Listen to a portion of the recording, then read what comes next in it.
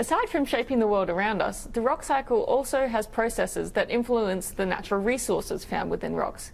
Us as humans use these resources to shape our modern day life, from the rare earth elements found in igneous rocks in our technology to the fossil fuels found in sedimentary rocks that we use to generate electricity and drive our cars. We have three rock types: igneous, metamorphic, and sedimentary. These rock types are all formed through different processes. Let's start off with the formation of igneous rocks. These are the rocks that are cool from molten rock. Let's take a pause there to think about how cool is that. Things that were used to being so solid on the surface, these igneous rocks have cooled from a molten, semi-liquid mixture. There are two main types of igneous rocks: those that cool on the surface, think of lava flows in Hawaii, and those that cool deep underground in magma chambers. The way that geologists can tell these apart is the texture of the rocks. Extrusive igneous rocks, those that cool on the surface, have a fine-grained texture because their crystals cool slowly at the surface. Whereas the coarse-grained igneous rocks, those that cool underground, cool much slower, so the crystals have a much longer time to form large crystals. Moving on to sedimentary rocks now.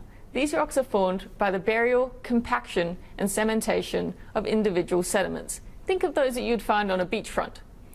These eventually get buried through subsequent deposition of layers on top of each other. Then under immense pressure, they are compacted into a consolidated rock, which we'll call a sedimentary rock. But how do these sediments even get to where they are? This all happens through weathering and erosion. These sediments are weathered from existing rocks, transported downstream and deposited in their environments. So you can think of sedimentary rocks as Earth's natural recycling system. And finally, let's explore metamorphic rocks. These rocks are formed through existing rocks being exposed to intense heat and/or pressure. The three main types of metamorphism that we have are contact, regional, and dynamic metamorphism.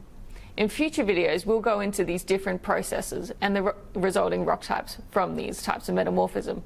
But for now, just have an understanding that metamorphic rocks are formed from existing rocks that are exerted to intense heat and pressure within the Earth's crust.